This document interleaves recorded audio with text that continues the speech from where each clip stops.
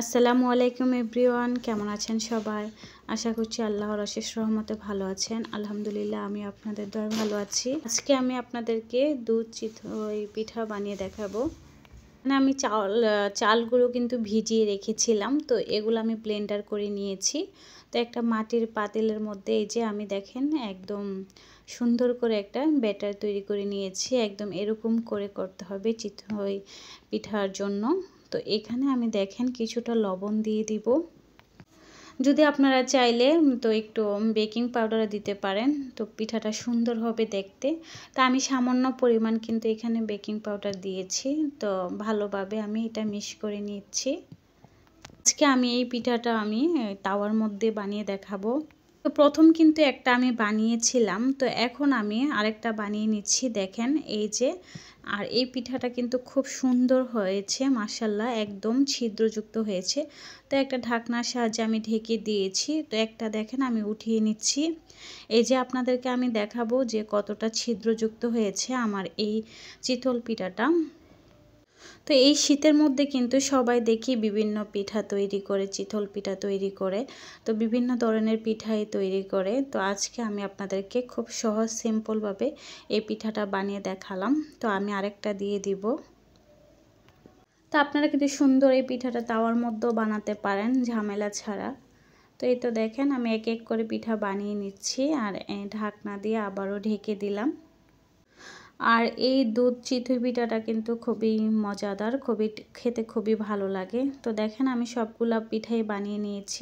তো বানিয়ে নিয়েছি, এখন আমি এই যে এক একটা প্লেটের মধ্যে দেখাচ্ছি যে কেমন হয়েছে।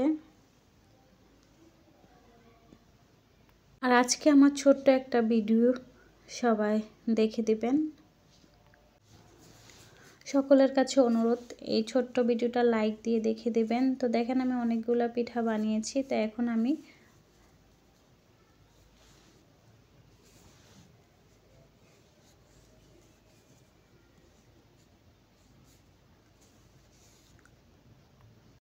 তো এখানে আধা কেজির মতন দুধ দিয়ে দিলাম। তো এখানে গুড় দিয়ে আমি জাল করে নিব, আর ভালো একটা ফ্লেভার আসার জন্য দুটো এলাচ, দুটো দারচিনি দিয়েছি।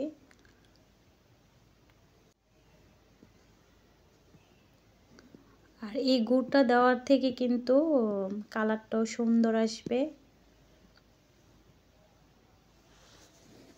তো দেখেন দুধটা কিন্তু আমি ভালো করে জাল করে নিয়েছি, আর কালারটাও কিন্তু সুন্দর আসছে, কিন্তু এখানে বোঝা যাচ্ছে না। তো আমি এর মধ্যে যে চিতল পিঠাগুলো বানিয়ে রেখেছিলাম, তো এর মধ্যে আমি এখন দিয়ে দিব প্রায় 5-6 ঘন্টা এরকম ভিজিয়ে রাখবো। তারপরে দেখবেন একদম সুন্দর নরম হয়ে যাবে। আমাদের দেশে কিন্তু অনেক সুন্দর করে এই চিতল পিঠাগুলো বানায়, সবাইকে দেখি একদম খেজুরের গুড় দিয়ে। তো একটা ঢাকনার সাহায্যে আমি এটা ঢেকে দিব। তো দেখেন পিঠাগুলো কিন্তু অনেক সুন্দর করে ফুলে উঠেছে। তো আমি এখন একটা দেখাবো আপনাদেরকে, এরকম একটা প্লেটে নিয়ে।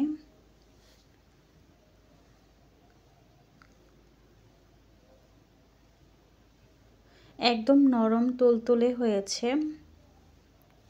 তো আশা করছি আপনারা আমার এই রেসিপিটা আপনাদের কাছে আজকে ভালো লাগবে। যদি ভালো লেগে থাকে অবশ্যই চ্যানেলটা সাবস্ক্রাইব করে দিবেন। পাশে থাকা বেল আইকনটা অন করে রাখবেন, যেন ভিডিও ছাড়ার সাথে সাথে নোটিফিকেশন আপনাদের কাছে চলে যায়। এই কথাটা আমার নতুন আপুদের জন্য, আপুদের উদ্দেশ্যে বলেছি। তো এই তো আমি একটা কেটে দেখাচ্ছি কতটা নরম হয়েছে। এই যে দেখেন বন্ধুরা, একদম সফট হয়েছে।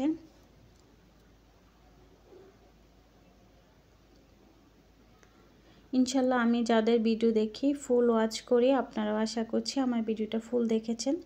যারা এতক্ষণ পর্যন্ত অনেক ধৈর্য সহকারে আমার ভিডিও দেখেছেন, সবাইকে অসংখ্য ধন্যবাদ। তো সবাই ভালো থাকবেন, সবাই সুস্থ থাকবেন। সবাই সুস্থতা কামনা করে বিদায় নিচ্ছি। ইনশাল্লাহ নতুন আরেকটা ভিডিও নিয়ে আপনাদের মাঝে আবারও হাজির হব। ততক্ষণ পর্যন্ত আমাদের সঙ্গেই থাকবেন। তো আসসালামু আলাইকুম, সবাইকে জুম্মা মুবারক।